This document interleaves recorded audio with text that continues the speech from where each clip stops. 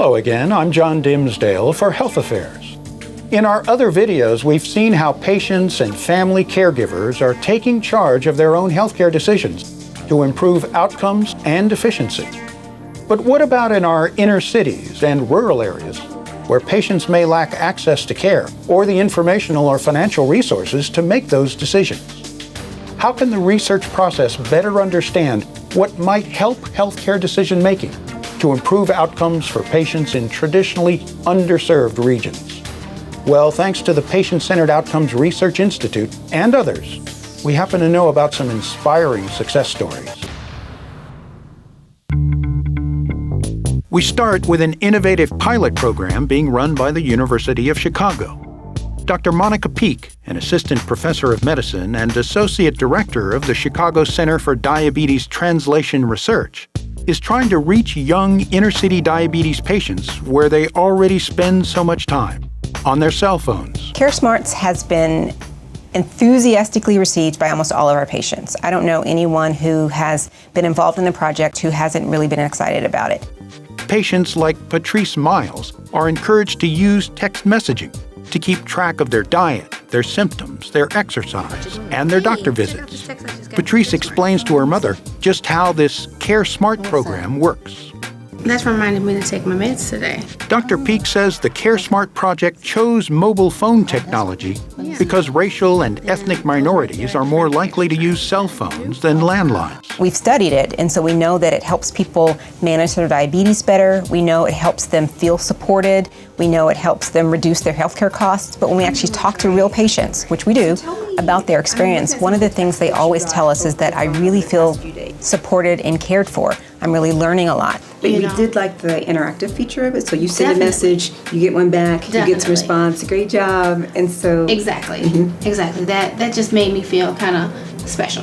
Good. You know. Good, that's what we wanted. Oh yeah. In all the projects that we do, we not only try to educate patients, but we try and educate ourselves from our patients. And so we learn as much about how to take care of patients, what they need, how to develop programs that are tailored to work most effectively by talking to patients. And so it's a two-way learning collaborative, and certainly we learn as much from Patrice as hopefully she's learning from our program. The medication room. And Caresmart's results are impressive. A recent study in Health Affairs found participants showed improved glycemic control and medical cost savings. Come on, people wanna ride with me?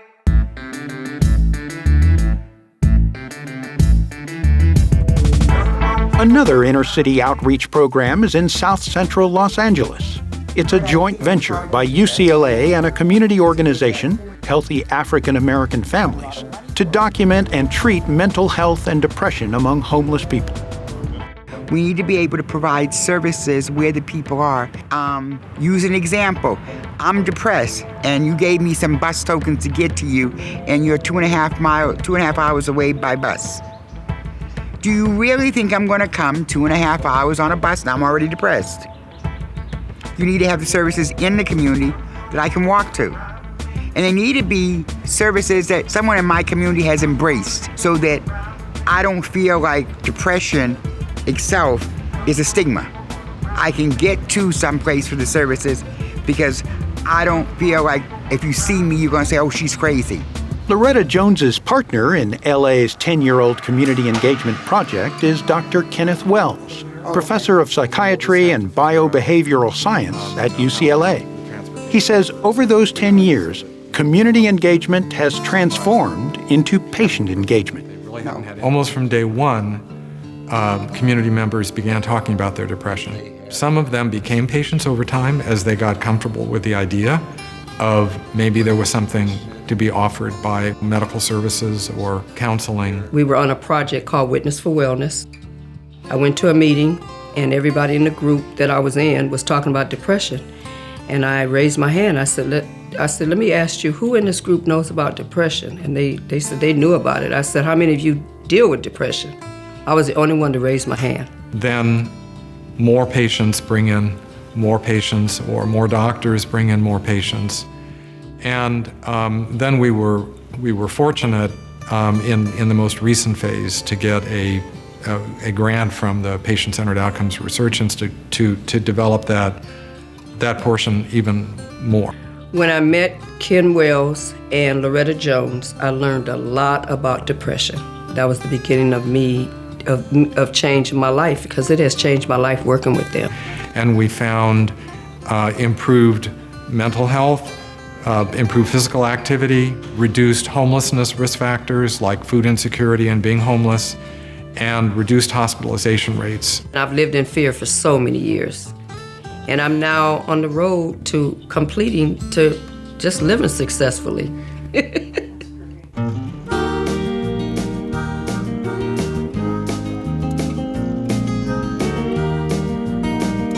Successful community engagement isn't only happening in inner cities. Out on the windswept prairie in Sterling, Colorado, the High Plains Research Network has been reaching out to improve healthcare for ranchers and farmers. Using clear language on such things as posters and coffee cups, the network reminds local people to check everything from their blood pressure to their colons. Rancher Ned Norman, who's been a member of the Network Community Advisory Council for 10 years, says it's more effective when the messages are delivered by the right people.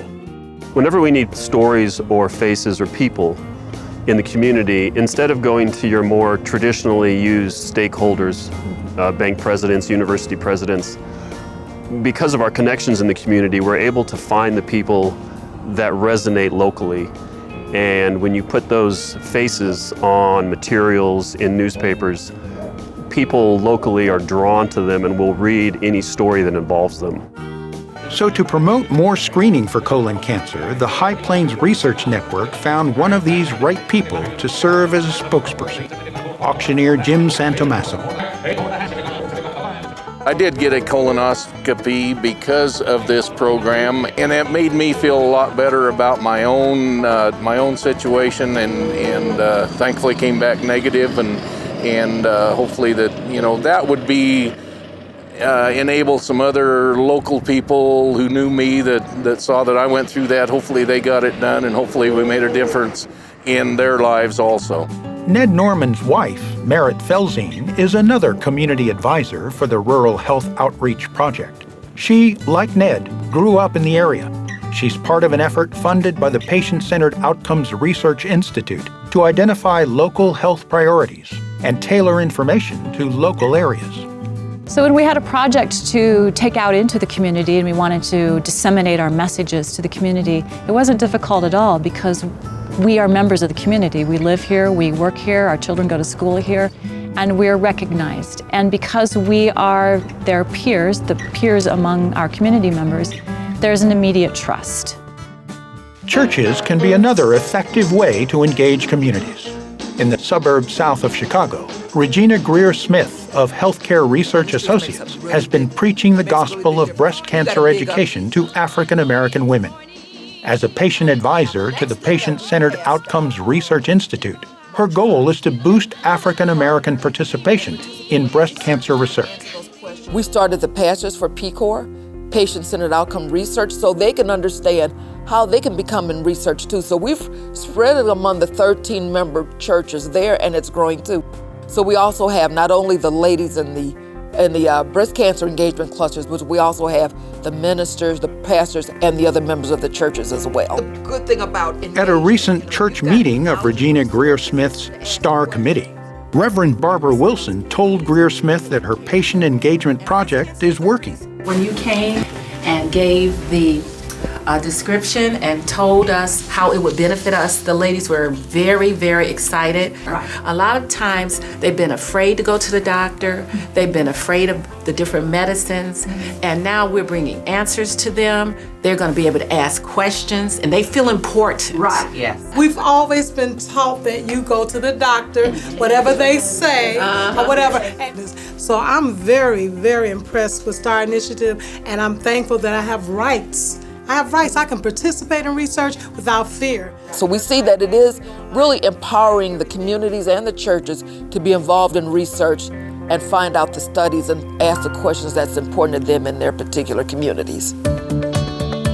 So we've seen that across the U.S., from farmlands to inner cities, hospitals to universities, smartphones and the internet, patients are embracing a new role in their own healthcare and in the research designed to produce the reliable, useful information needed to inform their care. They're giving themselves the knowledge, the skills, and the confidence to understand what's best for them in their own treatment. Patient-centered outcomes research holds the promise of better, more efficient, and effective healthcare. I'm John Dimsdale for Health Affairs. Thanks for joining us.